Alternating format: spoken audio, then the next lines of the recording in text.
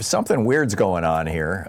There's a half a dozen airports that are refusing to run a video that the Department of Homeland Security is pushing down through to them.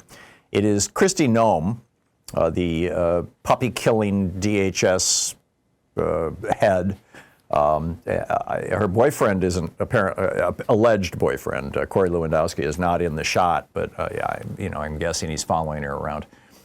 But she's talking to the camera, and she says that Democrats shut down the government and TSA workers are working without pay, but we're working hard until the Democrats open the government back up.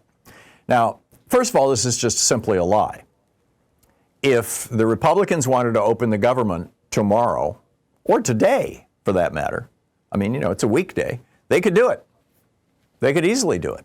All John Thune, who's the Senate Majority Leader, kind of the new Mitch McConnell, all he would have to do is put forward a simple resolution, a change to the Senate rules that suspends the filibuster for one day, for one piece of legislation, for this particular continuing resolution. And then the filibuster snaps back into force. Now, Republicans have done this repeatedly. They haven't done it for continuing resolutions, but they've done it for Supreme Court justices. They've done it for federal judges. They've done it for Trump administration appointees. They did it for Rex Tillerson. They did it for Betsy DeVos. They could do this. They know how to do it. It's not a big deal. I mean, it's unusual, but it's not the end of the republic. I mean, the filibuster is not even in the Constitution. The filibuster was invented long after Thomas Jefferson was dead. And, well, actually, long after he was president. But in any case, I need to fact check myself on that one. But the bottom line is, number one, this is propaganda. And it's propaganda with a lie in it. Political propaganda. And number two is the political part, and that's what's so important.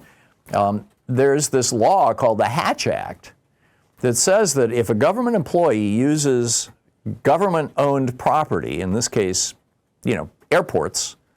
Now, the airports are typically owned by the states or cities, but the part of the airport where TSA operates is considered federal property. It's managed by the federal government, so that it's technically federal property. And she wants to play this on the monitors where you stand in line to go get your driver's license scanned at TSA. And I mean, this is crazy. So it's also a violation of federal law. It's a violation of the Hatch Act, which means that you can get barred from having a government job for the next 5 years. There are substantial fines. Dan Goldman has a proposed legislation to increase the penalty to 2 years in jail, but right now we're not quite there yet. But so here we have this clear violation of the law that is being pushed down by the nation's most senior law enforcement officer, the head of the Department of Homeland Security, breaking the law right in front of all of us. And a bunch of airport managers. Now, see, it's not just Kristi Noem who could be barred from government service for 5 years and pay a fine and all that sort of thing. And not just the people who produced the video and the people in her chain of command who distributed it to all these airports who could lose their jobs and be barred from government work for 5 years. It's also the people who manage these airports. And they don't want to risk their jobs. They don't want to risk their careers and their futures. So according to the Washington Post, Buffalo, Charlotte, Cleveland, Los Angeles, Phoenix, Seattle, and Portland airports have all said, no, sorry, Kristi, we're not going to run your thing. And in two of those cities,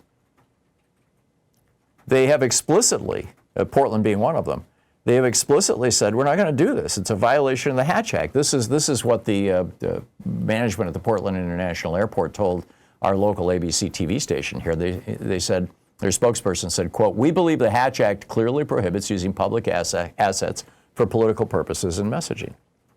I think the bigger issue here is that the Trump administration is basically saying, we don't care about the damn law.